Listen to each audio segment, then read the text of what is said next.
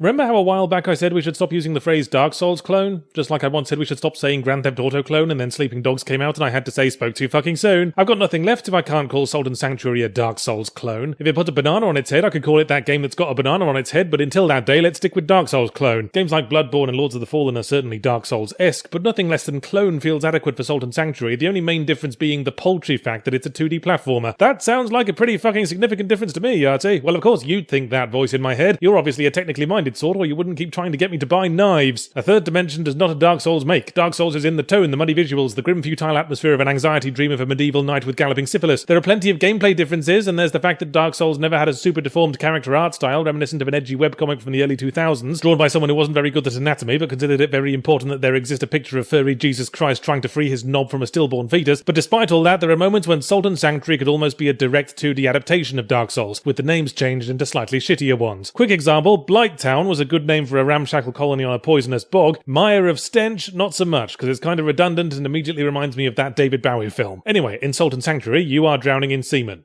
Oop, my mistake. In Salt and Sanctuary, you are a drowning seaman who wakes up after the traditional impossible opening boss fight to find themselves on the shore of a mysterious haunted land consisting of fragments of dead civilizations crammed together like 6 piglets in a duffel bag, populated by the undead and the occasional top half of a person grafted onto something that isn't one of the very small number of things it is appropriate for the top half of a person to be grafted onto. You set off to find the princess you were supposed to be escorting, but the game puts very little effort into pretending that that is the actual plot, so we set off to explore the open-ended landscape and gather salt from our enemies, which is different to souls because you can't put souls on your chips, but otherwise it's just as useful for upgrading your character at bonfires. Whoops, I mean sanctuaries. When you die, you lose all your salt, which is a bit counterintuitive because getting killed makes me pretty fucking salty, and also a percentage of your money. Ah, there's something different. In Dark Souls, you charge everything to your souls account, whereas in Salt and Sanctuary, money and salt are separate things. I'm not sure why, though, because the only things money can buy are low-level items that stop being useful about 30 seconds into the game, and you do all your weapon upgrading with salt and with specific items of vendor trash that dying enemies puke out like reverse vacuum cleaners. So every time I died and the game waggled its finger informing me that it was taking a percentage of my cash, I'd be all like, oh no, please don't. I hate having to manually pull my trousers down. Another difference is that you can populate sanctuaries with NPC vendors and must decide if it's worth giving up a precious blacksmith token to be able to get your sword upgraded at the summits of Mount Bumfuck. Except there's also a vendor who lets you teleport between sanctuaries, so just put one of those in as many places as you can and stick all the other vendors in 1 or 2 of the nice sanctuaries with the affordable beachfront real estate. Now, you understand I'm not complaining that a game is reminiscent of Dark Souls because me and Dark Souls is like your mum and pies, but certain important things are lost in the shift to 2D. For example, Salt and Sanctuary could really do with a fucking map. Dark Souls can't have one because there's too much verticality, but it also doesn't really need one because it's got the scenery porn thing. Better look around and figure out where I am. Oh, I remember now, I'm in a fantasy nightmare world, and I'm making my way towards that vast brick phallus in the distance. Gosh, can't wait to find out how many things want to murder me there. You don't have that in 2D. In 2D, what you've got is, gosh, I can't wait to see what's past this 20 feet of stairway I'm currently looking at. In Dark Souls, whenever I walked to an old bonfire, I never had to wander about a few minutes trying to remember where the fuck I was in relation to everywhere else. So map, please. You don't have to be a pushover about it. Make it kinda abstract or fire scorpions at my mouth every time I look at it. Combat obviously loses some complexity in 2D, but Salty Sancho admirably recreates the most important characteristics of Souls combat, by which I mean dodge rolling behind people as they attack always works, and the hitboxes are absolutely fucked. Where the combat rubs up against the border between Dark Souls Town and Symphony of the Nightville is when you get hit by a heavy attack and your character goes flying gaily across the screen like a happy little tear gas canister at a protest against police brutality, which wasn't that annoying in Symphony of the Night because there was no fall damage. But guess what there's gobs of in Salty Sancho, along with a platforming emphasis that means you're never more than 10 steps from a death drop. Again, kinda like your mum and pies. Of all the many times that I died in this game, about 60% of them were from being knocked off a ledge, and 30% were from failing to grab a ledge because the PS4 analog sticks misbehaved. But Salty Sancho's flinging fuckery was also its downfall because the final boss somehow managed to clip me into a wall in such a way that it couldn't hit me, but I could hit him, because I was using a greatsword about half the length of my dick. I then beat him with ease, thinking to myself, well, I was probably just about to win anyway. And that, people, is how easy it is to fall to the dark side. Mind you, some of the flying bosses fucked me up by initiating their attacks from off-screen, so I guess we can call it even on the naughty cheating front, Salty Sancho. On the whole, I seem to remember enjoying my time with saltine crackers, but then I've never been the same since the stroke. As you may have noticed, I have trouble moving past the Dark Souls comparison, so it's possibly struggling to find an identity. The cartoony art style is pretty appropriate since the game as a whole feels like a big-headed chibi version of Dark Souls, Marlon Brando midget style, with its smaller, kinda samey environments and more frequent boss fights that make it feel thinly spread. I don't know how much of my absorption came from the game itself and how much came from it reminding me of my happy place, but who gives a shit? It's Dark Souls with Symphony of the Night plugged into the gaps, and I like both games, so I'm having a blowjob while snacking on fun-sized Mars bars.